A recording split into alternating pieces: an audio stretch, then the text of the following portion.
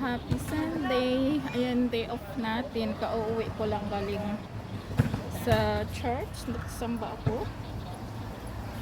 Tapos, alas 3 kasi yung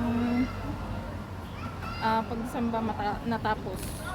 Umaga meron, tapos hapon meron.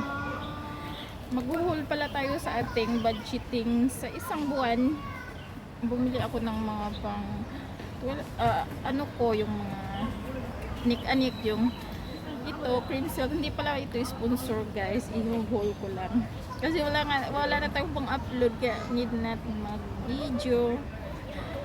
Bumili ako ng cream silk. Ito talaga yung aking cream silk sa aking buhok kasi nga pagka malamig is dry na yung buhok ko, kaya ito kasi yung dry rescue. Ayan, maganda kasi ito sa buhok guys. Pero nga nakulan. Wala. Parang naman. Ayan, ito yung gamit ko, $30. Tapos bumili ako ng Colgate. Ayan, dalawa, 30. Tapos may dalawang toothbrush na siya na free. Ayan, maganda kasi yung mga dito kasi makakapili ka na mura lang, tapos may free siya. Ayan, hindi ito sponsored. Ano pa ba yung iba kong binili? Marami akong anik-anik dito. Bumili ako ng ito lang binili ko 5 piraso, tapos next week bili ako ulit. Kasi babaan doon sa bus, tapos doon na maglalakad ako doon bilihan, tapos bili ako ng bus papunta dito. Ito kasi yung barley para tulong sa ating mga bukulan dyan. Ano ka ba yung iba kong binili? Nadala ko ba? Bumili pala ako ng para sa akin. Ito kasi yung gamit ko sa mukha. Yung sabon kasi hindi hiyang sa akin kahit anong sabon na ginamit ko. Hindi kasi ako pwede sa mabango kasi allergenic yung aking skin. Bawal ako sa mga mabango, yan, ganyan. Tapos ito binili ko Neutrogena. Hindi siya masyadong mild lang ang kanyang amoy. Hindi siya mabango, basta mild lang siya, kaya naghiyang sa akin. Yung itim ko dito is okay na. Kaya $30 siya yun. Ito yung binili ko. Ayan, maintain ko na talaga ito. Magkatatlong na ako. Tapos syempre bumili ako ng ating Dove. Kasi pag wala tayong Dove, pinapawisan tayo. And yun lang ang aking binili. Tapos bumili pala ako ng aking, kasi yung pasalamat namin is next month na. Bumili ako ng dress na pang pasalamat. Sinukat ko na doon sa 12. Nagustuhan ko kasi yung tela at saka yung kulay niya. Ito siya. Hindi kasi ako pwedeng tumayo kasi yung maraming parang basa dito yung inupuan ko. Maganda to guys. Basta kasi yung yung doon, hindi ako pwedeng tumayo. Ito siya, ayan. Maganda yung kulay niya. Susuotin ko sa pasalamat kasi malapit na ang pasalamat namin. Ayan, dress siya. Mahaba ang sleeves. Tama lang to kasi nga malamig na. Pang winter, malapit na. Winter na, pero today, siya, mainit. Mainit today. Yun lang ang nabili ko.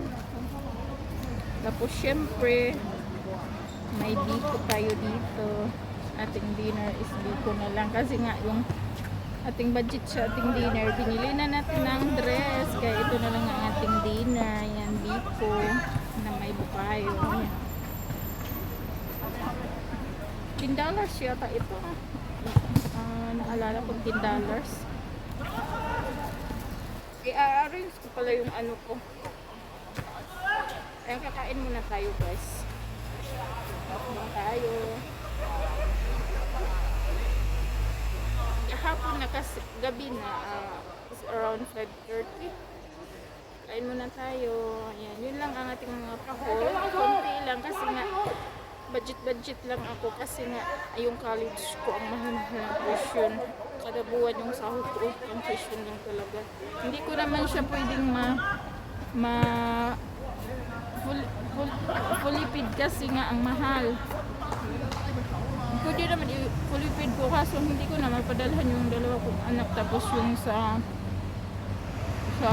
bahay ko sa bundok. Kasi nga sila mga anak ko nasa city sila, nag-aral sila doon. Kaya doble-doble ang gastos ko sa Pilipinas. Ang hirap talaga pagka solo ka lang. Walang tumutulong talaga sa akin. As in, ako lang talaga sariling sikap ko hanap buhay para sa mga kids ko. Kaya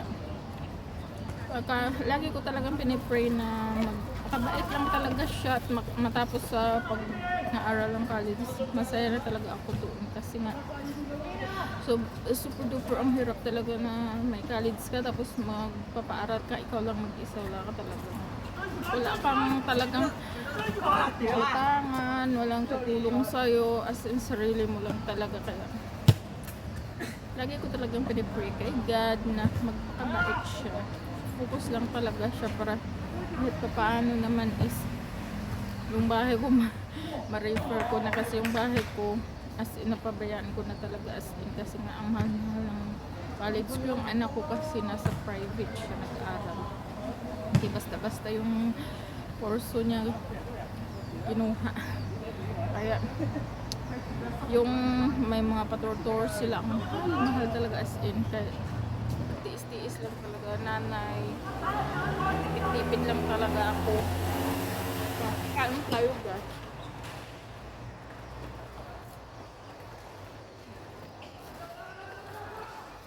Yung pabango ko pala. Yung pabango ko dala-dala ko sa simbahan.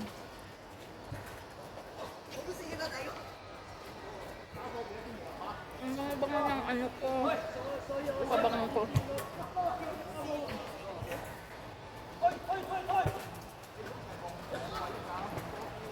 Sa Miniso ko binili. Ang bango. Isang araw hindi siya nawawala yung amoy niya. As in, mabango talaga siya. As in. Hindi siya. Kaya nga, nagpalit na ako ng t-shirt kasi nga ang bango.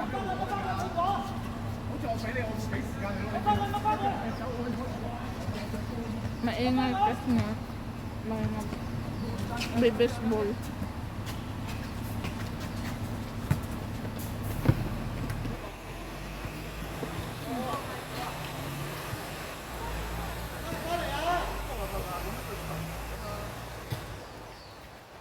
Kain kasi ito lang yung ating dinner.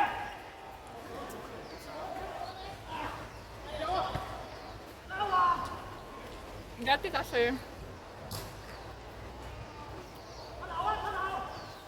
kakain ako nito tapos magdi-dinner pa ako kaya ang taba-taba ako.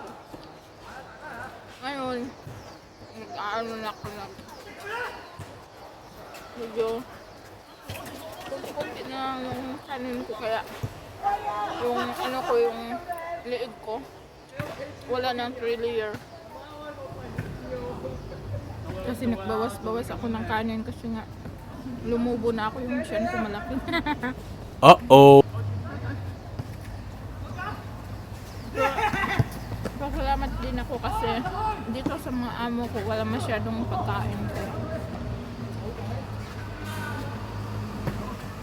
Dati doon sa previous ko mabot ako ng 76, 75, 76 ganyan. Ngayon dito 64.7 na lang ang timbang ko. Tangkad kasi ako kaya kahit maging 60 na lang ako okay na, mawala lang ang tiyan ko, bel-bel. okay na talaga.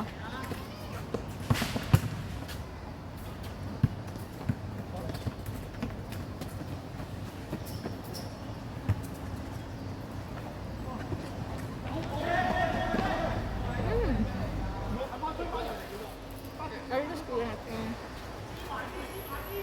Mga ano, kabubot.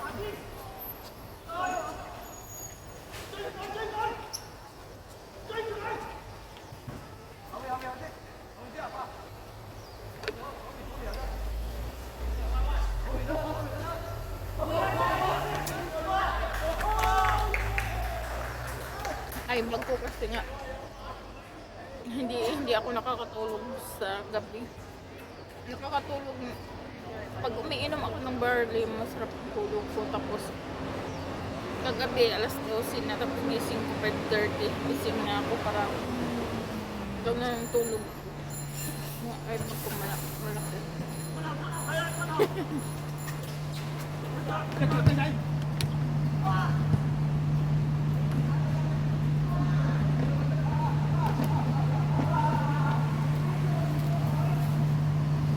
So yun lang guys, thank you for watching. Please don't forget to like, subscribe, and share. Thank you so much.